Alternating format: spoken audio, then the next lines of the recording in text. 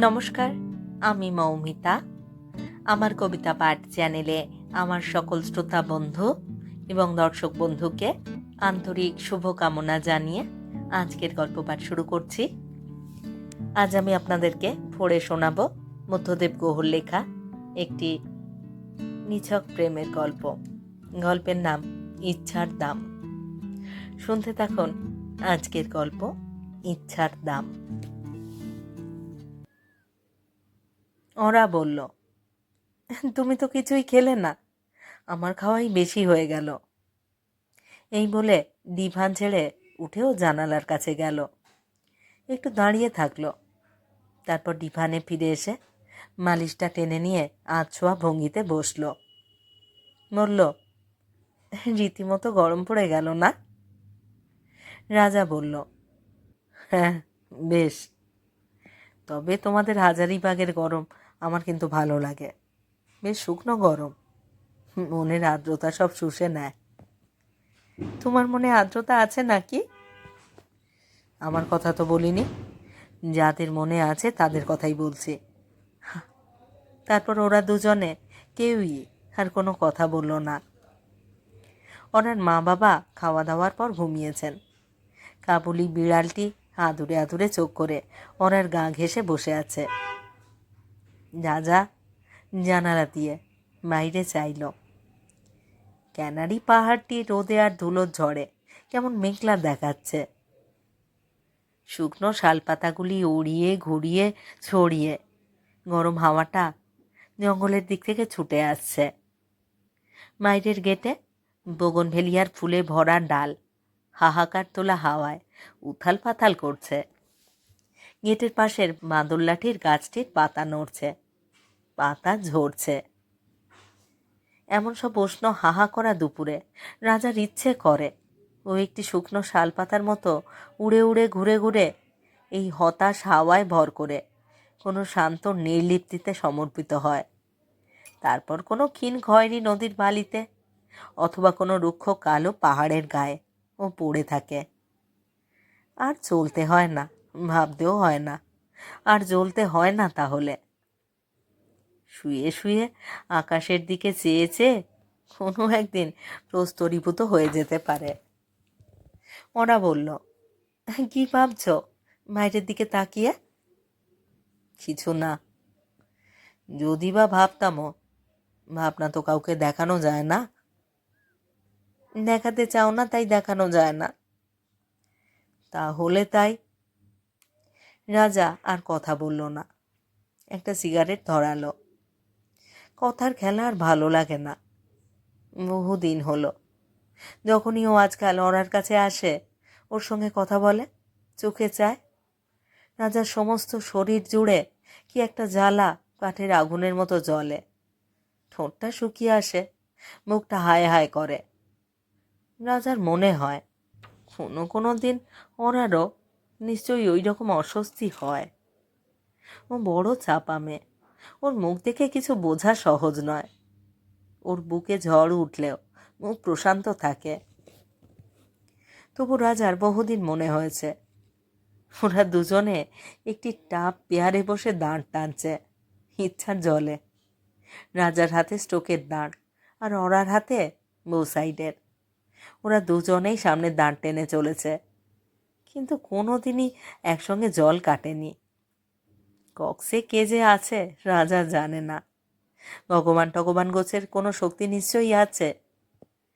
সে কোনোদিন তাদের দুজনকে একসঙ্গে দাঁড় ফেলতে দেয়নি। সিঙ্ক্রোনাইজেশন নামক ঘটনাটি ঘটেনি ওদের দুজনের জীবনে। একজন যখন খুব একান্তভাবে অন্যজনকে চেয়েছে তখন সে কুঁকড়ে থেকেছে, আবার সে যখন হাত বাড়িয়েছে জোরে দাঁড় ফেলে শক্ত হাতে জল কেটেছে। অন্যজনের দাঁড় তখন জলেই নেই। কার অভিশাপে যে এমন হয়েছে রাজা জানে না, আর ওরা জানে কি না ওরাই জানে।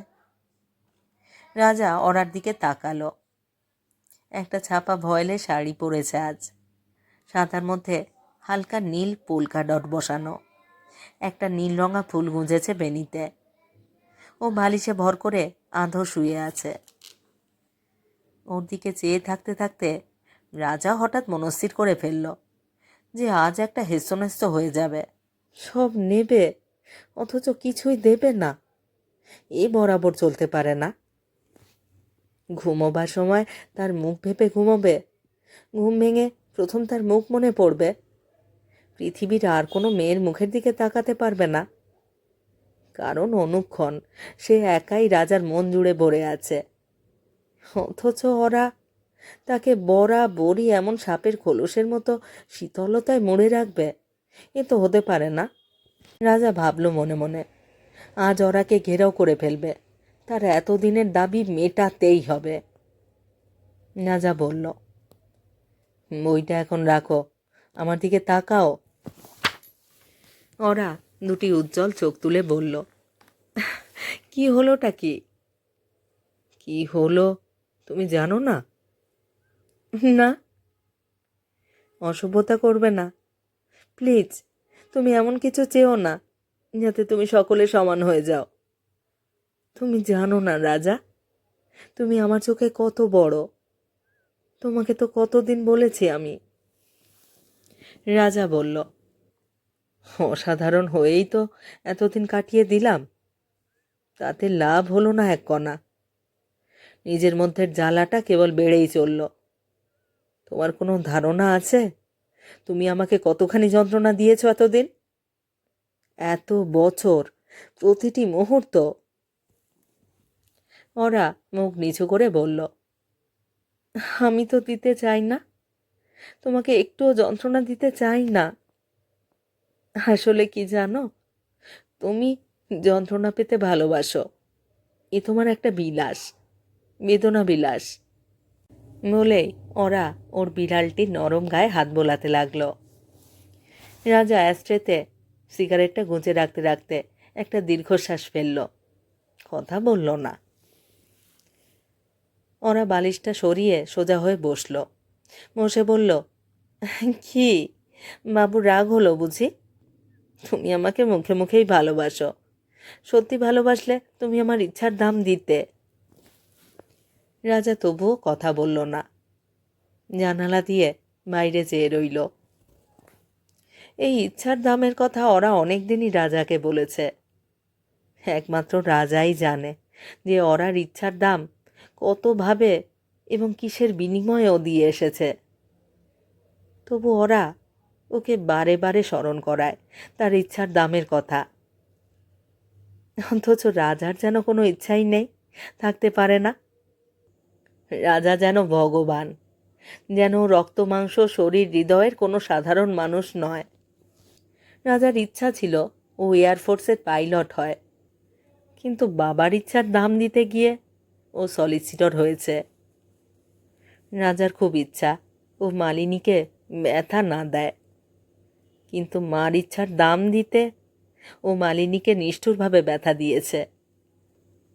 আর আজ রাজার নিরুপায় ভালোবাসাকে ওরা প্রতি মুহূর্তে পায়ে মারাচ্ছে। ওকে তার ইচ্ছার দাম দিতে বলছে, বলছে ঠাকুর ঘরের ভগবান হয়ে চিরদিন ওর মনের জগতে বাস করতে। মনটাই সব, শরীরটা শুধুই ঘৃণার। এমন কথা বলে বলে রাজার নিজের শরীরের উপরেও ওরা একটা ঘৃণা জন্মিয়ে দিয়েছে। এই পৃথিবীতে কেই বা কার ইচ্ছার দাম দেয়? কোনো নির্জন দুপুরের ফিরিওয়ালার মতো মনের ডালিতে তার সমস্ত সুগন্ধি ইচ্ছার ফুলগুলি সাজিয়ে রাজা কতদিন ফিরি করে ফিরেছে। কেউই তার কোনো ইচ্ছার দাম দেয়নি। সব ইচ্ছার ফুল রোদের তাপে এক এক করে শুকিয়ে গেছে। তবুও তার কাছেই সকলে ইচ্ছার দাম দাবি করে এসেছে। এবং ও এমনই বোকা, এমনই হৃদয়বান যে সকলের ইচ্ছার দাম দিতে দিতে সে নিজেকে বারবার বঞ্চনা করেছে। তাই ইচ্ছার দাম কথাটা শুনলেই আজকাল ভীষণ রাগ হয়ে যায় রাজার। ও সাধারণ সাধারণ হয়েই থাকতে চায়, কিন্তু ওরার কাছে এলেই ওরা বাটার দোকানের ম্যানেজারের মতো হেসে হেসে রাজাকে ছোট ছেলে ভেবে মহত্বের মোহন মুখোশ পরিয়ে দেয়। আর প্রতিবার রাজা মহত্বের মুখোশ পরে কাঁদতে কাঁদতে ফিরে যায়। এমন করে দিন আর কাটছে না। হঠাৎ ওরা বলল, এই জানো, তোমাকে বলতে ভুলে গিয়েছিলাম, সেদিন এক কাণ্ড হয়েছে। গত মাসে যখন কলকাতায় গিয়েছিলাম, ঈশা, কোয়েল, মনিয়া ওরা সকলে ধরলো চাইনিজ খাওয়াতে হবে। পার্ক স্ট্রিটে গেলাম খেতে।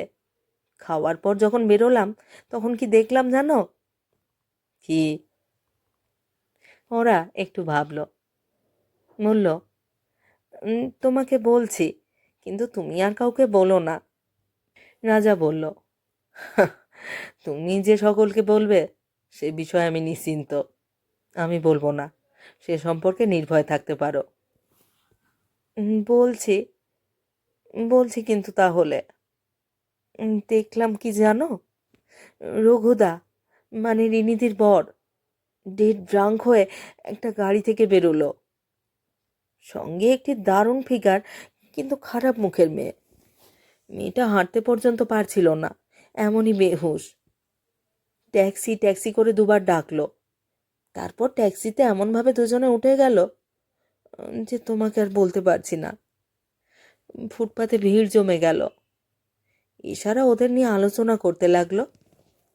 আমি লজ্জায় রঘুদাকে যে চিনি এমন কথা পর্যন্ত বলতে পারলাম না। কি খারাপ, তাই না? ইস, বেচারি রিনিদি। রাজা বলল, তুমি যদি আমায় এমনভাবে কোনোদিন দেখো, আমার সম্বন্ধে তোমার কি ধারণা হবে? ওরা চোখ বড় বড় করে বলল, ধারণা মানে? তোমার সঙ্গে কোনোদিন কথাও বলবো না আমি। বাড়ি ঢুকলে কুকুর লেলিয়ে দেব। রাজা হাসল, এইখানেই তোমাদের সঙ্গে পার্বতীদের অমিল। দেবদাসকে দেখে পার্বতীর অন্তত দয়া হয়েছিল, তোমাদের দয়াও নেই। না, নেই। ওরকম উপমা আজকাল আর চলে না। শরৎ চ্যাটার্জি সময়ের দেবদাসেরা আজকাল আর জন্মায় না। তুমি কি বলতে চাও? রঘুদার সঙ্গে মেয়েটির সঙ্গে রঘুদার কোনো ইমোশনাল কানেকশন ছিল? তবে দেবদাসের মতো যদি শুধু মদ খেয়ে একজনের দুঃখ ভোলার জন্য মরে যেত, তাহলেও তার কেসটা কনসিডার করা যেত। কিন্তু এসব তো অত্যন্ত নোংরা ব্যাপার, মাঝে ব্যাপার।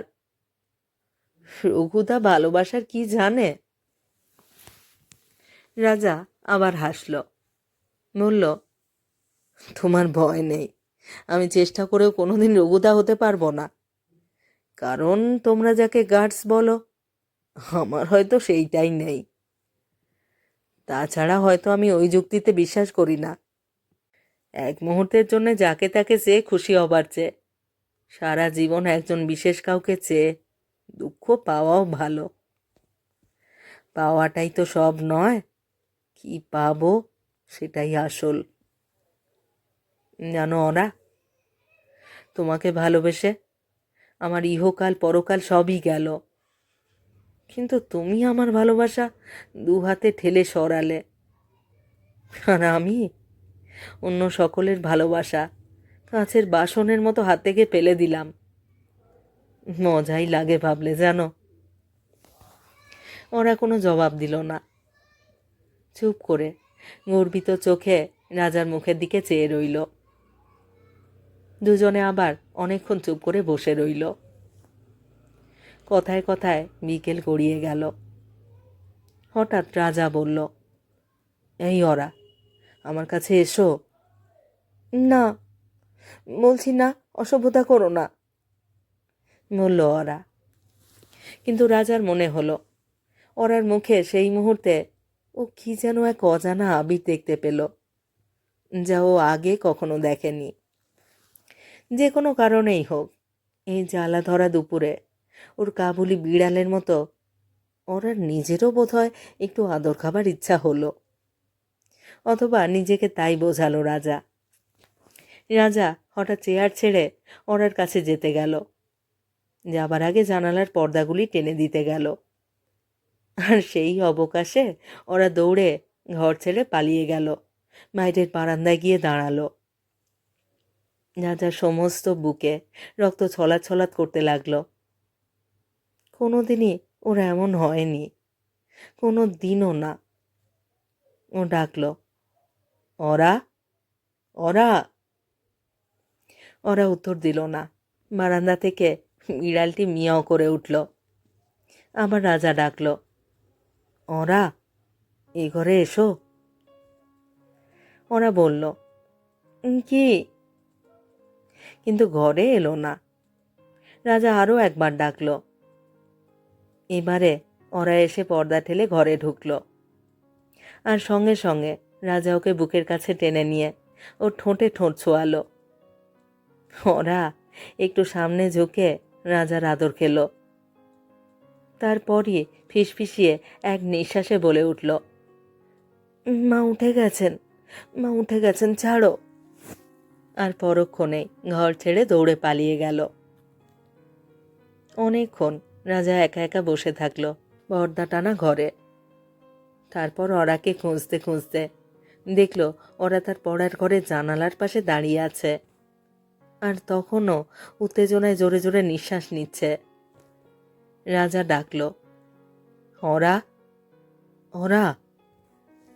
ওরা মুখ না ফিরিয়েই ধীরে ধীরে বলল, কেন, কেন এমন করলে?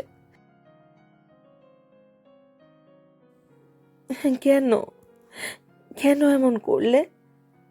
তুমি ভারী অসভ্য, ভীষণ অসভ্য। আজ তুমি আমার চোখে সকলের সমান হয়ে গেলে রাজা। তুমি আমার ইচ্ছার দাম দিলে না। রাজা ভেবেছিল হয়তো ওরা কাঁদবে, ভেবেছিল ওকে ঘৃণা করবে, ওকে চলে যেতে বলবে। কিন্তু না, ওরা কিছুই করল না। কেমন এক রহস্যময় হাসিতে মুখ রাঙিয়ে আবার বলল, আজ থেকে তুমি ছোট হয়ে গেলে। ইস, কেন এমন করলে? রাজা জানালা দিয়ে বাইরে যেয়ে রইল। স্মিথ সাহেবের বাড়ির বাগানে কত রকম ফুল ফুটেছে। পিকে বেগুনি রঙা ফুলের থোকা হাওয়ায় দুলছে গোলাপি আকাশের পটভূমিতে। গয়ার বাসটি গো গো করে লাল ধুলো উড়িয়ে নির্জন পথ বেয়ে আচমকা চলে গেল। রাজার ঠোঁটে তখনও ওরার ঠোঁটের মিষ্টি আমেজ ছিল। ওর বুকের কাছে ওরার ছিপছিপে শরীরের ভার তখনও ফুলের গন্ধের মতো ভাসছিল। অথচ ঠিক সেই মুহূর্তেই রাজার ভীষণ কান্না পেল। এতদিন তো ওর যন্ত্রণায় কেমন একটা গভীর আনন্দও ছিল, কিন্তু আজকের এই পাওয়া, এই উষ্ণতা, এই সুবাস, সব কিছুতেই কেমন যেন একটা দুঃখ আছে, হীনমন্যতা আছে। এতদিন ও বরাবর ওরাকেই অপরাধী করে এসেছিল, কিন্তু আজকে নিজেকেই বড় অপরাধী মনে হতে লাগলো। রাজার খুব ইচ্ছা করল যে ওরাকে বলে, আমার পুরনো মুহূর্তে ছিঁড়ে যাওয়া মুখোশটা নিজের হাতে আবার আমাকে পরিয়ে দাও, ওরা, পরিয়ে দাও। ওর বলতে ইচ্ছা করল, ওরা, তোমার সব রঙিন ইচ্ছাগুলিকে আমি মাছরাঙা পাখির ডিমের মতো একটি একটি করে আমার প্রেমের উত্তাপে ফুটিয়ে তুলবো একদিন না একদিন।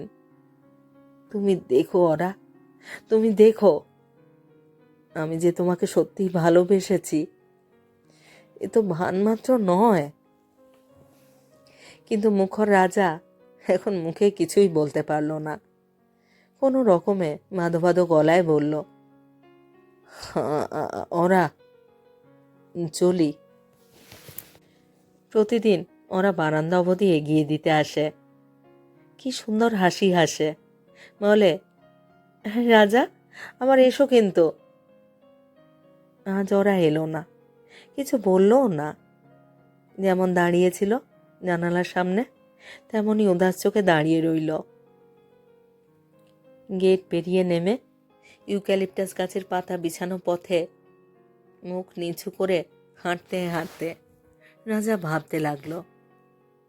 নিজেকে ছিঁড়তে ছিঁড়তে ও হাঁটতে লাগলো, আর ভাবতে লাগলো, সত্যি কি ওরার ইচ্ছার দামও দেয়নি? ইচ্ছার দাম সত্যি কি দেয়নি? হাওয়ায় বুগনভেলিয়ার নাচ দেখতে দেখতে ওরা নিজের মনে হেসে উঠল। মনে মনে বলল, অসভ্য, রাজাটা ভীষণ অসভ্য। তারপর হিটারে চায়ের জল চাপিয়ে মাকে ডাকল। বলল, ও মা, ওঠো না, ওঠো, বাইরে এসে দেখো আজকের বিকেলটা কি সুন্দর।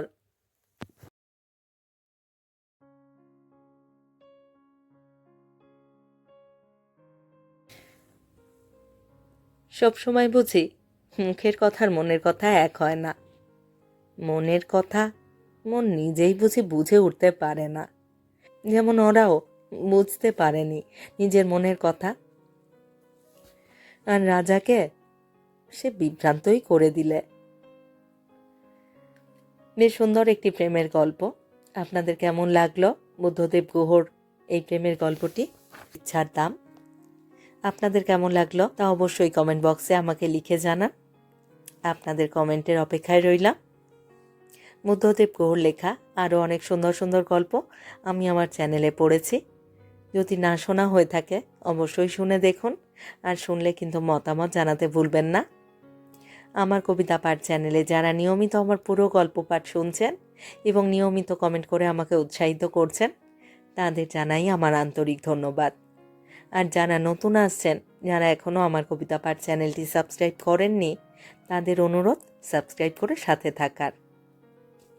সবাই খুব ভালো থাকুন আর থাকুন পরের গল্পের অপেক্ষায়।